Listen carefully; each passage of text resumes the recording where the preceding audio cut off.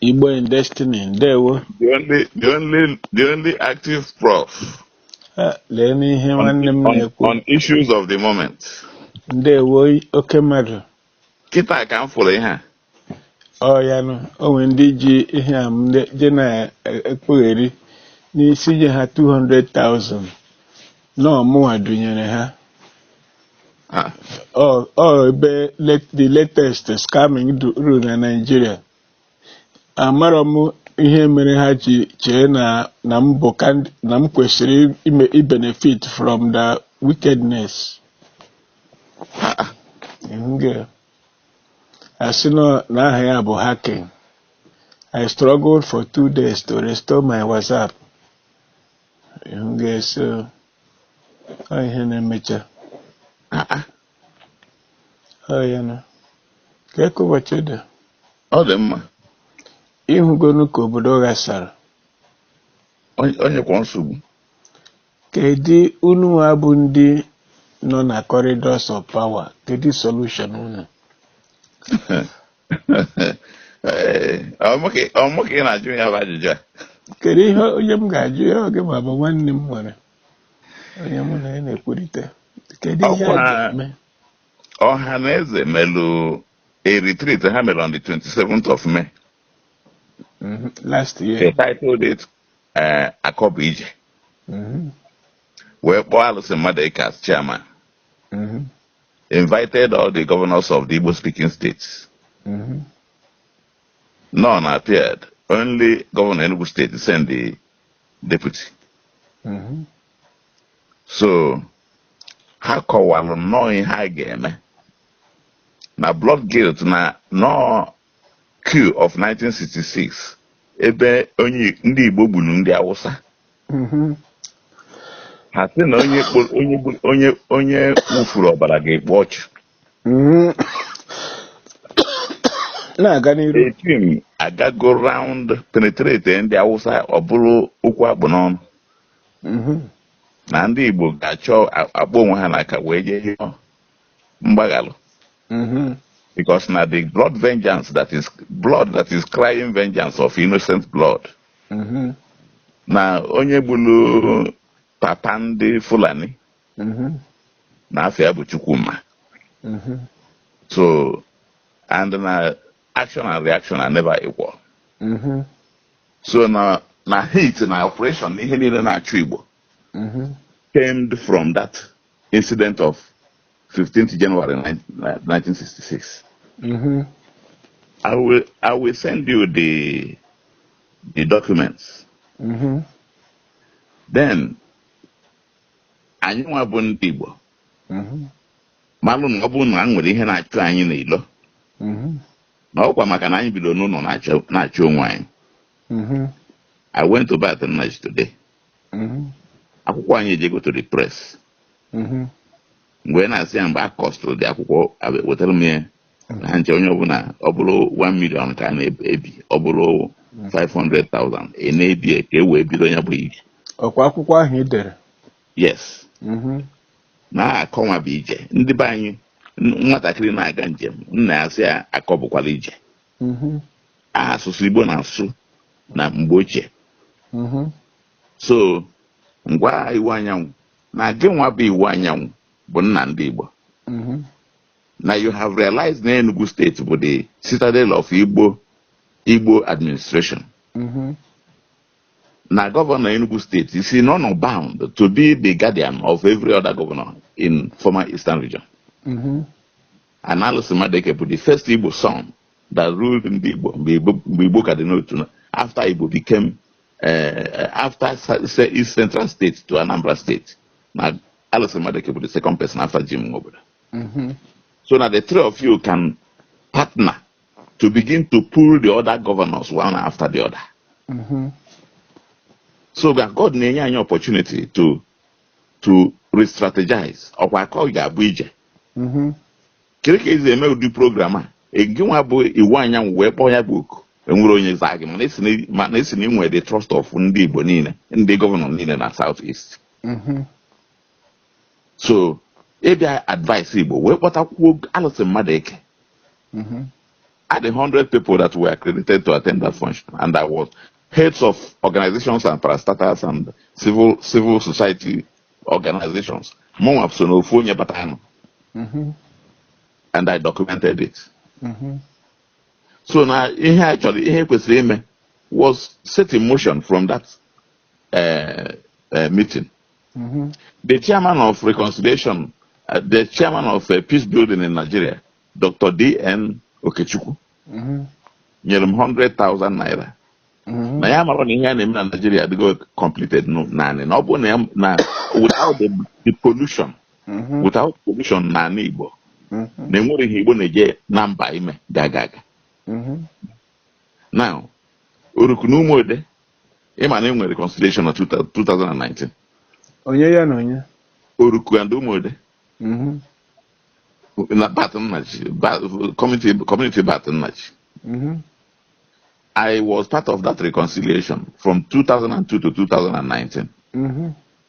About 6 days ago, Baton Nachi sent some voices. Now Raymond Okenwa, that was the arrowhead in the Oruku community, and after I had that operation of the so-called Ndiosun and Dior, sent 4 hours voice message to Ndioruku, renewing that reconciliation email achievement 2019. Na governor nyel ha Koboko, na commissioner of police nyel ha Koboko. So now a engineer, instilling issues that should intensify a new rebellion. Okay. Ndioruku were unleash a curse upon him, a rejection of that misguide, a stop of that confusion. Na fama nwa kwa nwa Chukwu ekwukwa na aka ihe gbankwe ha ọgụ ihe ga-abatara ha na ụmụnne ha ụmụode to start a war. They did this took place for 3 days. They thought what happened. Raymond Okenwa while in Abuja died. Okay. Uruku busted into celebration. Okay. So na akaji Igbo arabaga Igbo. Ọ ihe na anyị nwa bụ Igbo kwesịrị ime ka Nigeria dị mma.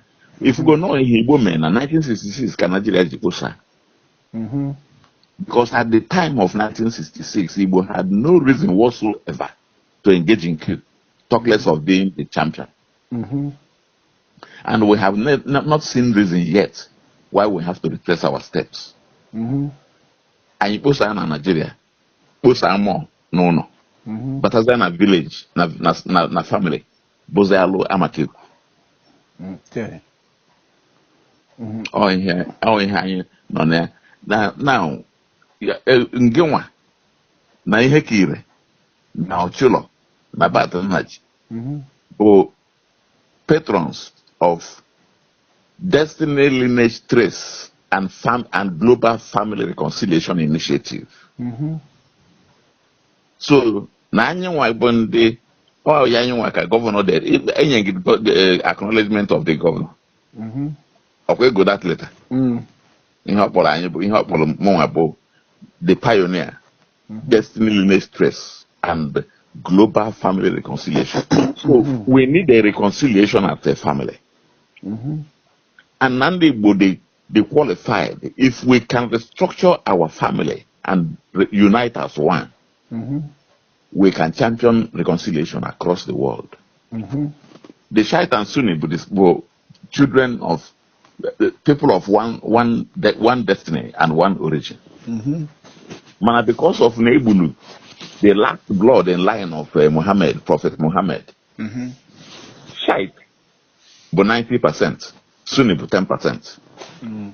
So now that blood guilt of that innocent blood, because they won't hear any crime this man convicted to deserve his death. That is the conflict in the Middle East. The last cousin of that related to Muhammad, Prophet Muhammad in blood. Okay. Oh, ya bụ onye Igbo eji wee bido Igbo ụmụnne bụ ndị Muslim wee bido Igbo onwe ha. Till date. So now that Ali one cousin Mohammed, Prophet Mohammed, or gonna put the crime or commit where. So he was innocent. All the same way. Ka Chukwumanzo Obuji wee gbuo Saduana. Ndị Fulani wee na-avenge his death till date. So kedu ogene ka ndị Agụlere na Ụmụlere mee ha ncha ha na ụmụnne ha over the years wee n'ọgụ ha nọ na-egbu onwe ha. So this is what we are supposed to do. And until we rise to do it, nobody preacher ya say yes. No ihe kwesịrị ime.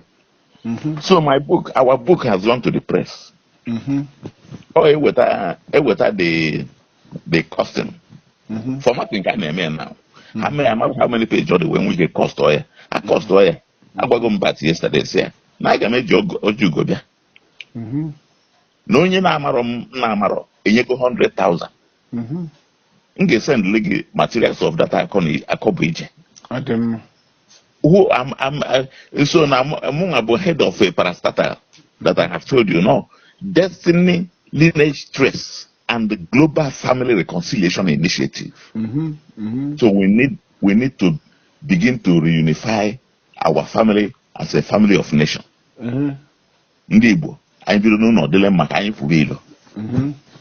Nigeria we chant a new song if we are able to achieve this. Ihe na-akụkịta bụ 2:27 mgbe m fụrụ your message wee kpọọ gị so na ọkwa ayịyọ na ekpere ka anyị na-ayọ Chukwu ihe a this is the best hour to do it. Ka m kwuo ọnụ ndewo Dr. Harford agbanyụkwana ahụ ọ bụrụ eme ịgbanyụ isi nọ netwọk mba o nwere ajụjụ m ga-ajụ tutu m ekwu ihe m chọrọ ikwu. Ndị Fulani a unu na-eje rịọ arịrịọ ha bidoro gbuo ndị Igbo gbuo na 1937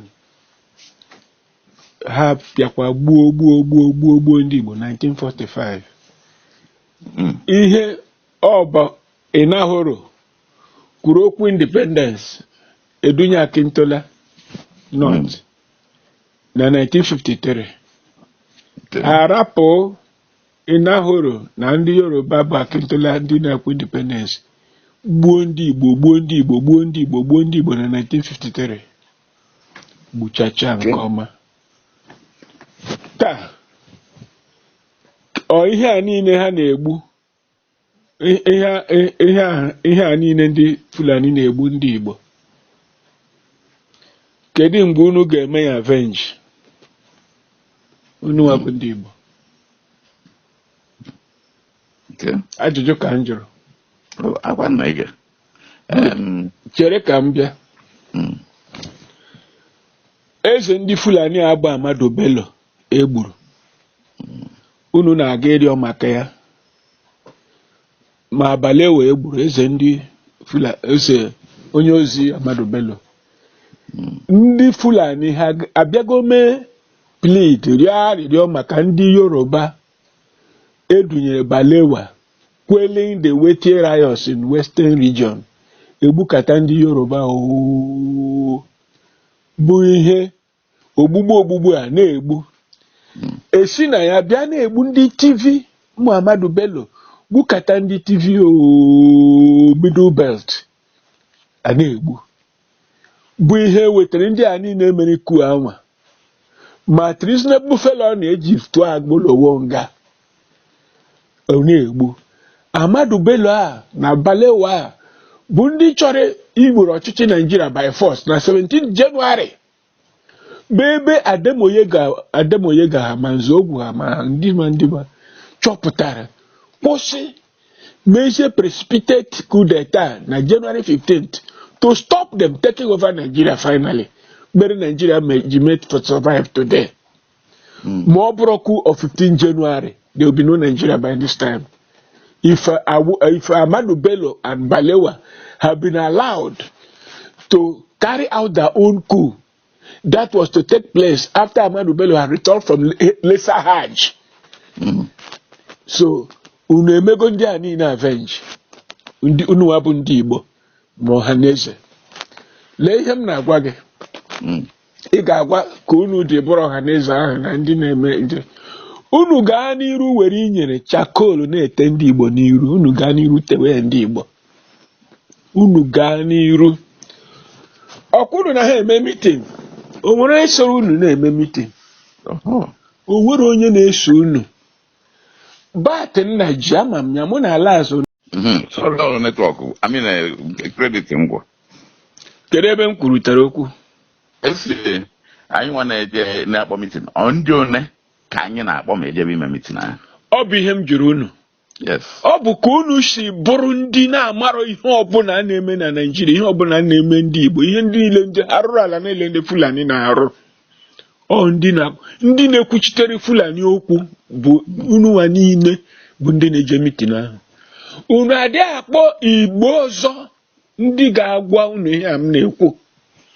Si ihe a niile ndị Fulani na-egbu ndị Igbo gbukata 1937, 1945, 1953, gbukata ndị Yoruba in quelling wete riots, gbukata ndị TVO, gbukata ndị Middle Belt. Ahmadu Bello na-ekwukwa ekwu na ihe a na Middle Belt bụ footstool ha, na ha na-agị deep Quran to the sea, na ha ga-akọnka ma Igbo ma Yoruba ma gịnị. Ihe niile a na-eme mekata tupu eme that coup. That coup d'etat, enwere coup d'etat January 17th, 1966. Ahmadu Bello na Buhari na Akintola na-eme plan to a na-akpọ ya walloping the West. Ọ aha coup d'etat ahụ nke ha ga-ejizie overtake Nigeria. Coup d'etat mee coup d'etat na Nigeria, sizie Nigeria edocheta Ademologun wa na Shode Inde ma ndị niile may change the army leadership. Ndị ga-akarị that coup d'etat bụ ihe mere nzọogwu ha ma Ademologun ha ma ndị ọzọ. Coup d'etat nke ha bụrụ supposed to be January 15th or to prevent Ahmadu Bello taking over Nigeria, ya na Balewa in a coup d'etat. And if that had happened, Nigeria would have disintegrated. It is that 15th January that saved the Yoruba, that saved the Igbo, that saved the Middle Belt, that saved the TV, that stopped the Iwete campaign in West, Yama, and preserved Nigeria. Today, India Hausa no normal. Ahmadu Bello. Not that nobody wants killing, but the Fulani want killing. They want that is killing is their business. Now, till today, I had the Fulani na Hausa biligo nije. Unu abu ndị Igbo were mma kọtụrụ history, ebo history unu bidoro bụ January 15 na egburu eze ndị Fulani. Ndị Fulani gbukwanere eze ndị Igbo since 1937, 45, 53. Eze ndị Yoruba since 1962 na-egbu wete campaign na Midwest na Western region, na-egbu eze ndị TV, na-egbu eze ndị Middle Belt. Si na Ahmadu Bello si na ha ga-edipụrịrị Quran into the sea. Na-ekwu na Middle Belt the footstool ha na ha kọnkago ha na ndị ọzọ ma Igbo ma gị na ha na-aga kọnka. Unu abụ ndị akpọrọ onwe unu ndị Igbo, unu were chakol inyere je na-ete ndị Igbo n'iru sinu na aga ime abolition ịrịọ ndị Fulani arịrịọ na ha na unu gburu eze ndị Igbo. Ndị Igbo sọ ndị Igbo mere coup ahụ, ọ bụ sọ ndị Igbo mere coup ahụ, nọ ndị Igbo lead, nọ Chukwuma lead ya coup ahụ. Ihe m ga-agwa gị na ndị Igbo ọzọ ahụ na-eje ije ekwensu ahụ ije arụrụ ala ahụ si gaa n'iru were pọtọpọtọ tewe ndị Igbo n'iru, ma iwu anyanwụ ma iwu kpakpando ma iwu nkịta ma iwu ewu, gaa n'iru ma onye mmadụ eke ma manwụ eke ma ndị niile pikọtawanị wee gaa n'iru were inyere tewe ndị Igbo n'iru. Ugbu a na-achọ ka a ga-esi ibu arụ a niile ndị Igbo na-ebupụrụ ndị Naịjirịa. Onye a na-akpọ Buhari bịakwa gbukata ndị Igbo ekwensu a na-akpọ ambasadọ gịnị ji mee Ohanaeze gịnị ma George Obi ọzọ yọkwụrụ ya yọbata na Ohanaeze si na President General lee Igbo niile a na-egbu Buhari gbukata o jee were osi na medal were nye 82 Division Commander kene ya ka o si na-egbu ndị Igbo ndị nke ya o nwere ihe ọzọ ọrụ nke a na-akpọ iwu anyanwụ nke ya after ma otokoto niile the next thing ọ ga-eme bụ ịnọ ebe ahụ chọọ ka ọ ga-esi chịwa ka a rapụ itinye ndị Rivers Igbo ka a rapụ isi na o nwere ebe Igbo niile Igbo dị ma ewepụ Central State unu na-aga n'iru na-eme ya ndị Fulani a na-ekpokọ Fulani niile nọ n'ụwa Afrịka na ha na-eme mitin na Naịjirịa Yoruba na-ekpokọ Yoruba niile nọ n'ụwa ma Kogi ma Akwara si na ha bụ Yoruba bịakwuo na Delta Edo ụwa niile n'ijo niile si n'ọnwa nwe mana unu niile bụ Igbo ahụ si sọ Igbo bụ isi n'Ọka ịbịa n'Enuguelaghachikwa bụ sọ Igbo na ndị ọzọ abụrụ Igbo unu na-agba okirikiri so ụnyaahụ ka iwu anyanwụ ma na enwere Igbo na Rivers State maka gịnị maka ọ chọrọ si chịrị gawa enye na ndị Rivers State opportunity ka ha mee produce Ohanaeze President General unu nọrọ ebe ahụ na-agba okirikiri gwa ha na m sịrị mụnwa nwa Ogbuonye sịrị na unu gaa n'iru were inyere tewe ndị Igbo n'iru Fulani kwesịrị ịrịọ mgbaghara na Nigeria that is Hajia Alimbe Kaltum na-agwa ha n'ihe a niile ha gburu na Nigeria gwasaa Nigeria were ọbara cover Nigeria na ha kwesịrị ọgbaghara that Ahmadu Bello is a villain and should not be mentioned at the same time with Zik and Abolowo. That Ahmadu Bello is a villain. Ma Balewa, the villains. Kwafu ọbara ndị Igbo. Kwafu ọbara Yoruba. Kwafu ọbara Middle Belt. Kwafu ọbara TV. Kwafu ọbara Hausa. Hausa ebiligo n'ije. Were na inyere tewe ndị Igbo n'iru. Were na inyere tewe ndị Igbo n'iru. Igbo ga-anọ n'ime onwe ha. Unu were eziokwu unu etinye n'ụgha. Yes, Igbo should be united. Are you uniting the Igbo?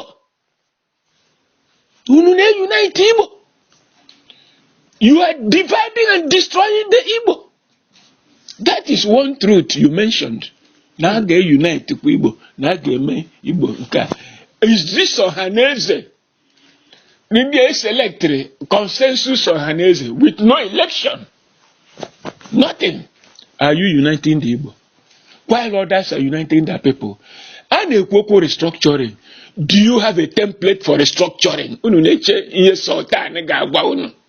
Ndị Fulani ga-agwa unu. Ka unu bịa si na Ohanaeze ekwugo. That is what you are waiting for. Ndị Igbo niile dị frustrated with the criminalities of these corrupt people called Ohanaeze. Na ndị otu ha. Ya nwa bụ ihe unu na-aga egbe okirikiri gba okirikiri a na-agba okirikiri. Now the next evil unu na-aga ime bụ ije ịrịọ ndị Fulani arịrịọ. Ka ụwa niile unu ma dị guilty. Unu gburu eze ndị Fulani, unu gburu criminal. Unu gburu bloodthirsty dog, hound. Not that anybody wanted to. Onwere ndị Igbo, okay, Igbo na-aga eri arịrị igbu Ahmadu Bello na Balewa. Was there a time the Igbo decided to go and kill Ahmadu Bello and Balewa? Was it the Igbo that sent Nzogu and Co to go and kill Ahmadu Bello and Balewa? Did the Igbo have reason to stage a coup d'etat? Nka unu na-ekwete no Igbo coup. Was there an Igbo coup? Even if it is half a man or 1/4 man, was Unebe, Colonel Unebe killed in that coup, not an Igbo man? That they killed an Igbo man, even if he was a single Igbo man, he was a quarter Igbo man, does it not show that Igbo had no arrangement to make an Igbo coup? Unu were chakol. Chineke kere ndị Igbo aghaghị ịzọpụta ndị Igbo n'aka unu. Zọpụta ndị Igbo na Nigeria. Zọpụta ndị Igbo n'ụwa. We are for restructuring Nigeria. Ka Nigeria bụrụ ezigbo obodo. Onye ọbụla ga-develop dị mma. Do you have a template for restructuring? You Igbo going round unu na-arịọ ndị Fulani arịrịọ. This Fulani killing Mimbo. Onye a na-egbu n'ala Igbo was it Ahmadu Bello? The killing of Ahmadu Bello that caused the Fulani to be killing this in the 82 division. Fulani ọbụla etinye na 82 division. Ọnụ kata osino na-enwere war. The ESN ebidogo war insurgency. Oge gbuo ụmụaka Igbo gbuo, whereas there is no war in Igbo land. No insurgency anywhere. These dinosaurs kpọrọ onwe ha Ohanaeze. Ha dance to the script of the Fulani. Ohanaeze, have you even issued a statement condemning those killings? Have you issued a statement? Oh yeah, is it because of Ahmadu Bello that Fulani are killing Nigerians? Go to the Middle Belt. Many communities have been wiped out and renamed by the Fulani. In full view of all Nigerians. Go to Yoruba land, how they kill. Yorubas are rising up and saying they don't want Nigeria any longer. That they want to go their separate way. The Ijaw people are rising up and saying they don't want Nigeria any longer. That they were going to their separate way. The Hausa people have risen up and said that they are expelling the Fulani from Hausa land. There is no, then when Igbo land, when Yoruba land, when Tiv land, when Hausa land, that there is no Fulani land in Nigeria. That they are foreigners. These are the issues in contention. Uno. Ndị a ji chakolu, jiri potopoto, jiri mamịrị, poisons, mixie, na-ete ndị Igbo n'iru. Ihe unu ga-agba nkịtị. Ebidogo, ichere na o nwere ihe unu mere ga-eme asị nye Igbo bịa chịwa Nigeria. Because Igbo man will come with the energy and wisdom of the Igbo people to rebuild this country and make it good for everybody. They don't want it. But Igbo gachiri Nigeria, not dependent on this stupidity and nonsense happening with people called Ohanaeze. Which is why we are giving support to the rival Ohanaeze. Unu na-arịọ ndị Fulani. Unu na-arịọ murderers and killers, genocidaires. Millions of your people. Granted, killing Ahmadu Bello is not decision of the Igbo people or Balewa, Makintola. Granted, nobody says anybody should be killed. But what about the millions these people killed about your own people? Have you made abolition? Millions, men, women, children, disboweled, buried alive. Buhari and Otuja, Mary Arutota Ruechi, they are still killing today. Unknown gunmen they introduced in Igbo land. Many families are missing their children. Others are crying in vain. There are still people, no money that are being held in jail. Lewa fali Igbo eji na Abuja nwere ihe o mere. Igbo ka eji ihe ahụ. Onwego ihe unu mere. Ụwa niile na condemn. Si na o nwere ihe Nnamdi Kanu mere, si rapụ ya. Unu abu this dinosaurs kpọrọ onwe ha Ohanaeze. Unu si Kamunu ga join for his unconditional release. You say you are going to observe the trial, the proceedings, to know what to observe. Ihe anyị na-ahụ n'ụwa. Ihe anyị na-ahụ n'ụwa. Chineke mere Igbo ebere. This sort of entities imposed on the Igbo people as leaders. O nwere oge anyị siri ka Igbo bido agha. O nwere oge anyị siri ka Igbo bido ọgụ. Kedu akọ na uche dị n'ije ahụ unu na-eje? When you know that those things will be written into history, that the Igbo have accepted responsibility for the crimes committed by the Fulani throughout Nigeria. That the Igbo have accepted responsibility for the crimes committed against the Igbo. Since 1937, the Fulani Ebugo approximately estimated 60 million people in Nigeria, in the space called Nigeria, since 1803.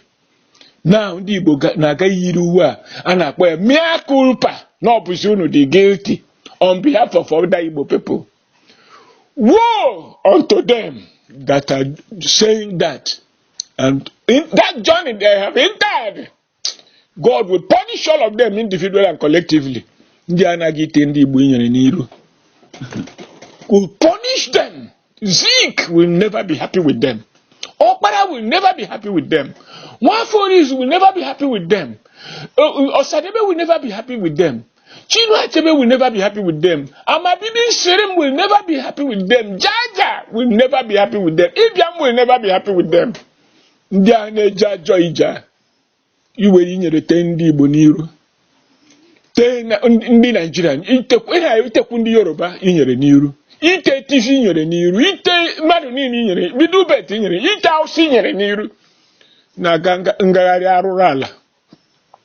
A na-eji oil field na-epersuade ndị ọzọ ime ihe. Ndị Igbo akpọrọ onwe ha Igbo iji eze nke a ewere 20,000 naira tinyere ha n'envelope. They sell the Igbo nation. That's the thing. Anyị na-ahụ onye ọbụla na-ahụ ya na-complain na-ahụ ya o mere unu ka o nwere ihe na-eme. I'm happy you've told me this nonsense because o siri ọgụ n'aka ị na-agwa ihe emere gị na-agwakwa ga alọnchikwa n'akwụkwọ ahụ with this mindset degharịa akwụkwọ ahụ na o nwere ihe ndị Igbo mere ndị Fulani. Igbo never arranged any coup d'etat. The Igbo never killed Ahmadu Bello Balewa. It was some army officers, yes, led by mostly Igbo people that carried out that coup d'etat. And that coup d'etat saved Nigeria. Enabled the Fulani to continue to be part of Nigeria. Because if Ahmadu Bello and Balewa and Akintola had been allowed to continue killing Westerners, to continue killing Middle Belters, to go and wallop Nigeria and take over Nigeria, they would have, crisis would have scattered Nigeria and there would be no Nigeria today. Gawani n'iru ma Chineke kere ụwa n'uju ya ga-azọpụtarịrị ndị Igbo n'aka unu. Ọ bụ n'aka unu first ka a ga-azọpụta ndị Igbo. Igbo with one voice. We are even thinking aka ndị ya kpọrọ onwe ha Ohanaeze Indigbo dị na njide jidere Nnamdi Kanu. Nnamdi Kanu, you know, like I do, was not fighting Nigeria. Yes, he was agitating for secession. The Igbo have not decided for secession. But because of Megida Megide, the Nigeria, he wanted secession. That is his right to self-determination. He didn't organize ESN to fight federal government. He organized ESN to expel the Fulani from the farms and highways and villages of Igbo land. The Fulani imported into Igbo land all over Nigeria by Buhari and the Fulani to conquer everybody, to extort money, the destroying economy of Igbo land with the help of factions of their army. Eme owani lema. Manunu no eme na eme rokoroko no ndị Igbo. Rokoroko mgbe unu ga-eje okwu ga-akpọ ha n'ebe anyị ha na-agagharị. Because they are wicked souls. Ndị a na-aga ije ahụ. Very wicked human beings. Agwara unu jọgụ. Is there anybody telling Igbo people to go and fight a war? No. Is there anybody? Why not come and organize yourself and be united and watch what is going to happen under Tinubu? And watch. The Yoruba people are angry. Igbo people, Igbo masses, not you people. Igbo masses are angry. Niger Delta, angry. Ogoni, angry. Ijo, angry. Urobo, angry. Bini, angry. Indigbo, angry. TV, angry. Middle Belt, angry. Even Kanuri, angry. Outside was very angry. Now, the Igbo are going to spoil things for them. Then accept guilt for what they didn't do. On behalf of millions of innocent Igbo people. No. What I have said, let them go to blazes. That is why isi guzoro na ndị ọzọ kwuo okwu ana-aṅa ha ntị because ahụ ihe a na-apịta. Why not mee na-akọba ije ahụ? Ime ka onwe ndị nke ga-eme ka onwe template for restructuring kwado. And I may invite ndị Ohanaeze no South and Middle Belt Forum. Ama na ha hụrụ ndị ha n'anya ha na-akọghịrị rubbish. People are strong. Iwe the Nigerians about Fulani treachery, betrayal, terrorism and mayhem. All Hamabu terrorists are conniving with Western powers to destroy Nigeria and Africa. Because they have no territory. Destroy Nigeria benefits them. They have nothing to lose. That is all you know against Opota.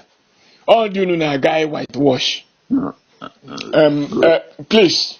This type of thing. But can you only bozo now bro that small circle of traitors? Traitors. I don't have a kobo in my bank. I don't have a kobo in my life. But my thinking is correct. I don't even want that money. And don't even want that money. Yeah? If I need money, if I want money, it's just for my little case. But Indians are they are never, they've taken all the monies in the world, but never satisfied with anything. In all human agreement. Gwakwa na mo asiri mo nwa nwa ogbenye ha kwụsị ije ajọ ije ha na-eje jegbuo onwe ha ije ọjọọ ije arụrụ ala aga adịa na pepa na ndị Igbo jere ịrịọ Fulani arịrịọ. Chineke ekwela ihe ọjọọ. Chineke ekwela ihe ọjọọ ihe unu na-eme. Ịrịọ Fulani arịrịọ ọnụ. Fulani ha arịọga arịrịọ ogbugbu ha gburu ndị Igbo 1937, 45, 53. Ogbu ha gburu Yoruba 1962 to 15 January 66. Ogbu ha gburu ndị TV. Ogbu ha gburu ndị Middle Belt. Ogbu ha gburu North. They've killed almost 60 million people. The Hausa people are now accusing them of killing 7 million Hausa people between 2015 and 2020. Under Buhari. Okay, what do you have now? N'ime Chaya zitere gị ihe ndị Hausa na-ekwu now. Gụọ ya. Tupu na-ebido gawa ije ọjọọ unu na-aga. Ajọ ije arụrụ ala. Ije amaghị ihe. Ọ bụrụ akọ na ije ka unu na-aga. Nzuzu na ije ka ha na-aga ihe ahụ. Nzuzu na ije na nzuzu. Iberibe ka a na-akpọ iberiberism. Bụ ihe unu na-aga akọgheri ebe unu na-aga. So, biko uru eje n'ije ahụ alọchikwa n'akwụkwọ ahụ ma ọ bụrụ ihe a bụ ihe idere n'akwụkwọ ahụ maka ị na-ekwukarị na abolition na nke a. Yes, there was a civil war. There is a history of that civil war.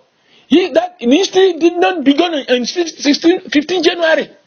But that is where you people's history is starting. The history of killings in Nigeria didn't begin with 15 January. 15 January killed 20 people or so. That was not the decision of the Igbo people. Was not the decision of the Igbo people. They killed about 20 million people, 20 people, of which one of them was Igbo, for refusing to give them the keys to the armory.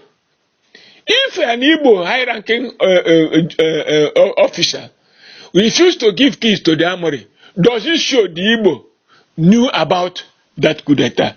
Unu never accept responsibility for what you did on behalf of others, for what you didn't do. When powder na-ete ndị Fulani bụ ọbara ọbara n'iru were inyere na-ete ndị Igbo na-enwere ihe mere n'iru. 20 people were killed or so. What about the millions, almost 60 million people killed by the Fulani? Okay, if you object to the estimate, what about those they killed 1937, 45, 53, 62 to 66, and then in Yoruba land, Middle Belt, and so on, and Hausa land? Ije iberibe. Nzuzu na ije unu kpọrọ akọ bụ ije. Lee na-akọ onye nzuzu na-akọ. So I don't accept that thing. Where this voicemail? Yeah, ha jegbu onwe ha n'ije ọjọọ. Sir Prof. Ha jegbu onwe ha n'ije ekwensu. Sir Prof, okwefu time na mgbe njefu ihe a ọkwa Chukwu na-anụ ya bụ ọlụ a. This discussion, this conversation anya is recorded. You have done a great review. Ọkwa na-emele mmadụ invite. Ọkwa Chukwu in fact na iwu anyanwụ himself. N'iji anyị jee na mgbe ọ sị na ya achọghị Ohanaeze chairman eventually pressure tinye there. I have not told you. He presented me to Ohanaeze Nek, sị m organic ancho, ka Ohanaeze Nek melu m nsị nothing. Nsị I don't mind the way ji bata n'oche. Now what God desires to see you for the legacy you leave at your exit. And that is exactly what you're talking about. It does not matter and say no matter if the pattern which and matter about the legacy you're going to leave. And this book is going to guide. So now bottom there, but to at least to be part of this information in Nenyegi. And the documents have circulate, Buna and how you ever going to say okay. So now in-depth knowledge do a great review. No name will need your name will end up with not in Igbo. So you have given me an in-depth analysis. Oh, Chineke. Man Igbo. So and it's a shame. It's a shame. Now I one unity and the Abunde and one agent and sponsor to split in the Igbo. It's going ahead to split. Okay, Ebola listen take. Email invite all the governors. None came. Hey. Also, you can on Enugu because I name on whose behalf are they going to beg the Fulani? Oh yeah. On whose behalf are those traitors, criminals, going to beg the Fulani? A signal. On whose behalf? A danger signal. Are they going to beg the Fulani? That is thanking the Fulani for killing the Igbo. Thanking the Fulani for killing the Yoruba. Thanking the Fulani for killing the TV. Thanking the Fulani for killing the Hausa. Thanking the Fulani for wiping out the Hausa. Thanking the Fulani for wiping out the Middle Belt. Thanking the Fulani for the atrocities, unknown gunmen, terrorism they impose on Igbo land, the east, the south, the middle belt, Nigeria as a whole. Is Bije. Ndị kpọrọ ụwa niile akpọgo ndị Igbo ndị nzuzu. Because ha nwere mmadụ. O nwere onye gwara ha mene ihe a eme. Eche na ya eche. A na-ebu ụzọ chee ihe eche tupu emewe ya eme. Lenu na ha ebidogori ebe o nwere onye bịara meeting, kedu isi onye gwara ha ji eme ya? Kedu onye ha na-emezi ya maka ya? Ihe a bụ ozi ndị Fulani na-edunye ha na-ejesi bịa rịọ ha. Ha rịọgbuo onwe ha. God will punish all of them. Devil will punish all of them individually and collectively. Dị na-eji ije arụrụ ala. Lenu. Who knows? Kedu mgbe e debate? Kedu mgbe enwere ezigbo ime obi? Is there any Ohanaeze functioning?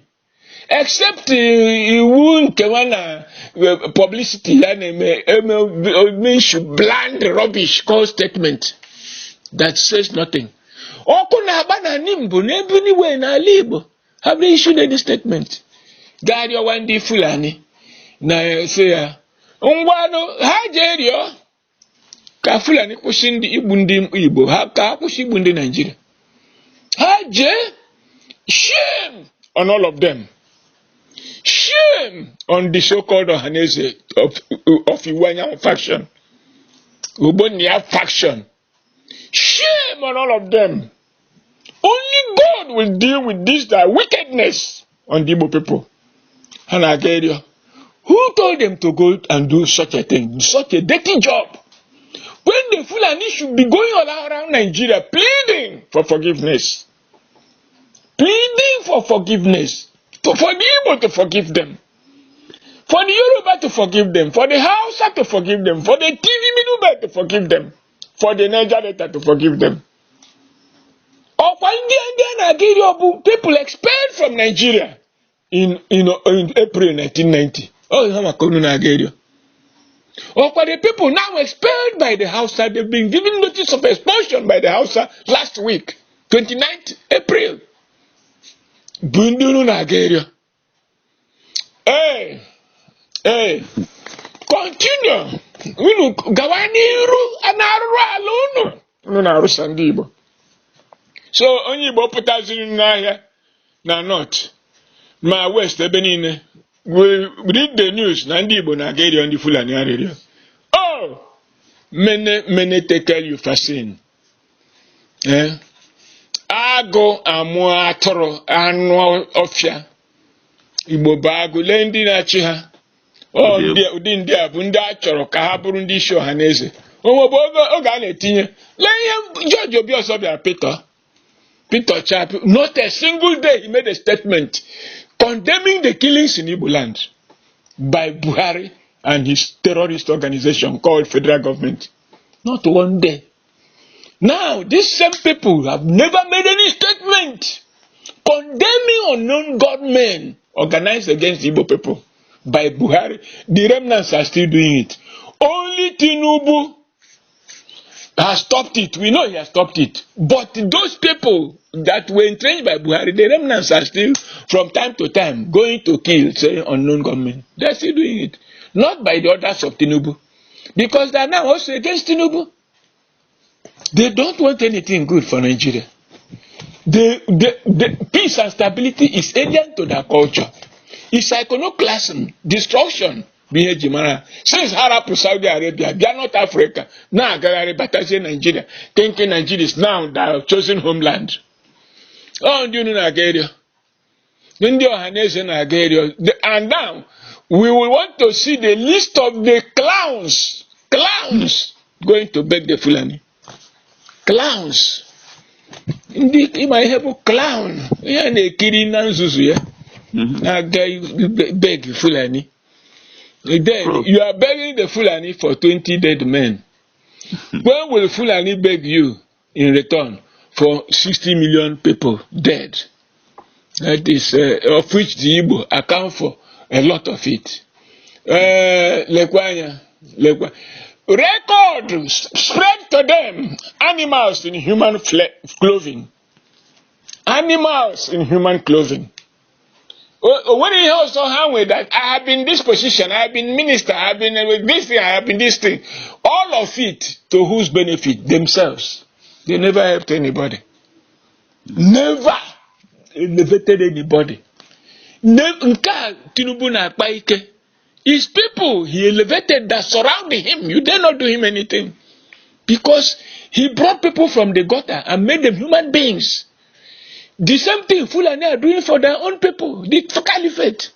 The same thing other people are doing for their own people. Leaders. But if they see a talent in you, their first step is to destroy the talent. Yet, they are nothing to history. None of them will remain tomorrow. Obasiwe will be remembered till eternity. That's the thing. Because they have nothing to offer than betrayal of their people. If we were the thing, that they should apologize to the Igbo people and to the Hausa people, to Yoruba people, to Ijaw people, to Middle people, to TV people, for undertaking such a wicked journey that is an insult to the Igbo and Nigerian mentality. Broadcast this, that they are insulting the intelligence. Hey, that wicked journey they have undertaken, paid for by the Fulani. Paid for by the Fulani. We know. They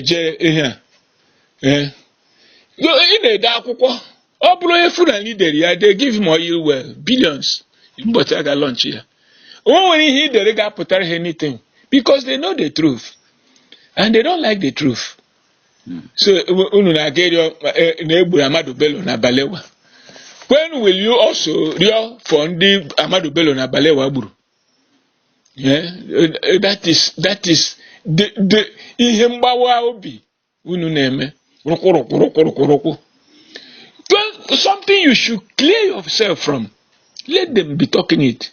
Inside them, they know that Balewa and Amadu Bello are murderers, villains. Inside them, they know there was no Igbo coup. The Igbo never made a meeting to go and kill anybody. Inside them, they know that one important Igbo general official, colonel, was killed in that coup for not supporting the so-called Igbo coup. Inside them, they know there was an Aburi agreement not to kill anybody, go to war. Inside them, they know that despite Aburi agreement, they came and started killing the Igbo. 3 to 4 million people. Inside them, they know all this. that are not part of Nigeria, if we follow history. Inside them, they know they've wiped out the Hausa nation. Only the remnants have risen up to post these atrocities. Inside them, they know what they have done to the Middle Belt. Inside them, they know how many communities they have wiped out in the Middle Belt of today. I'm not saying of yesterday. Expelling the indigenous tribes to IDP camps and renaming those communities for the Fulani to settle. These atrocities are what Igbo criminals are carrying on their heads to go and beg the Fulani that they are the people guilty. Yes, those people, they are guilty, not the Igbo people, not Nigerians, not Yoruba, not TV, not Middle Belt, not Hausa. Hajebu onwe ni Jojo. Ije arụrụ ala n'ije ekwensu. Biko, thank you. Chineke ga-emere Igbo ebere, mere ndị Nigeria ebere. Prof, ihe anyị mere ebe a bụ a divinely induced review. And not one a disaster that should not have been allowed to come to light. Okay, if I didn't look at 220 to 308. This lecture, this update you have done, I'm not going to tell them. The world will hear it because I will do the review and update. I say send the message around. I will do that. Send around Kahanuya. I will do it. Oh, Yamankabo, Akonije. Obure Kwensu Nija, Nzuzu Nija Haneje. Harubo Hanarala. Rubo Hanarala. Each time I see Ohanaeze, who are this Ohanaeze doing this evil, committing these atrocities against the Igbo nation, against Nigeria, against the Yoruba, against the Niger Delta, who are committing these atrocities against the Ogoni people. Imari ihe dị n'Ogoni na Ijo, imari ihe dị n'ala Yoruba na TV na Middle Belt, imari ihe na-eme na ndị Hausa. Ka ọ bụ n'Igbo, Buhari came deliberately to destroy the Igbo economy. There was no war in Igbo land. It was Orapuebe war, the left war, because they are the authors of that war in the north. It's a decoy to destroy and eradicate remnants of the Hausa. They left that one and descended on peace-loving Igbo land to destroy the economy and the people. Burying your people alive, your children alive. Buried, sliced throats of people, called them unknown gunmen, and attributed them to innocent Igbo people. Hired people, Ndinile from the neighboring tribes, armed them in coordination with the army and military security services to be killing your people. Things that other Nigerians already know. This is what you are going to beg. To be forgiven, to be alive, to be human beings. This is the type of rubbish that is being imposed on Igbo human beings. Oh, Chineke mere anyị ebere, mere ndị Igbo ebere. Nke ka njọ bụrụ na alụrụ ọgụ gbuo Igbo. Nke ka njọ bụ this evil leadership ndị Igbo nwere imposed on the Igbo nation. This organized criminality against the Igbo people, by the Igbo people, it's a different thing. Nane megide ndị mmadụ. It's quite a different thing that they don't have any leaders. Mere ndị Igbo ebere, Chineke kere ụwa n'uju ya. Mere ndị Yoruba ebere, mere TV ebere, mere Middle Belt ebere. Mere ndị Hausa ebere, mere Kanuri ebere. Naka these terrible human beings called Fulani, who are aligned with foreign powers, particularly the British and Americans. They've now gone to America to have meeting. When they now return from that meeting, more mayhem will be unleashed on the Igbo and other Nigerians. They say northern governors have gone to America for meeting. You are meeting in America over the governance of Nigeria. Mm-hmm. This is the nonsense we are having in this country. These are the issues Nigeria is facing today.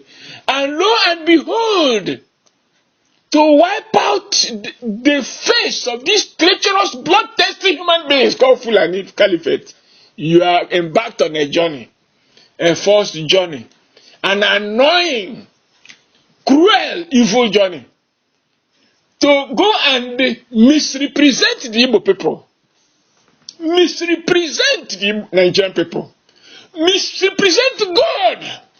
God will take care of this question issue. Ngwa, thank you. Sir Prof. Hello. Yeah, so even a message you send him, have we dealt with it? Hacking. Okay, yes, that's right. I've corrected it. I spent the 2 days to correct it. Good. I've corrected it. I'm in my computer now. Mm-hmm. I am in my computer now, and I'm going to send it to the Igbo all over the world. Yes. Mee ya ihe abịghị ga-emere ndị Igbo before Igbo amara na Igbo ezigbo Harvard. Ka Igbo mara ihe a, ọ bụrụ ya if that news comes out na nwere ndị Igbo jere eri ụdị arịrịa ihe na-emego ndị Igbo ka worldwide forever Igbo will ka send ihe a ka stop ndị a nakwa agwa ga-agwa. The chairman of that move, I have his contact. Yanwa go to first. No yanwa do onye si na ye ejego nka jenka. Send the query here. Yanwa bu the main person. Yanwa bu the main person who said he started on it before even Ohanaeze came and took over. Jekwa agwaya. No, ya kwụsị ya. Ya kwụsị ya. Ije ahụ na-eje ọbụrụ for ndị Igbo. O nwere ihe m gwara gị n'ebe a bụ si ndị Igbo jewe ọgụ. O nwere ihe m gwara gị n'ebe a si ndị Igbo jewe lụsịwa ndị ọbụla ọgụ. Ọgụ niile a na-ajụ na Nigeria ha ma na-akwakọba ịlụsị imegide ndị Igbo. Igbo have never lifted a sword against the Fulani or anybody. Yes. Igbo have been fighting only in self-defense. Fighting in self-defense even in their farms, in their footpaths, in their highways, in their markets, in their schools, in their villages. Not even going to Fulani land to fight. In their own villages, the Igbo fight in self-defense. I will send this thing now. I'm on it. Send the quorum. Come on, send the goya. Before they know that more get them. Therefore, they want to misuse this talent called Dr. Harford Ugu. They can't. Because remain blessed. Amen. Send don't want information. Listen, you get send. I'm going to send there. I'll send to you.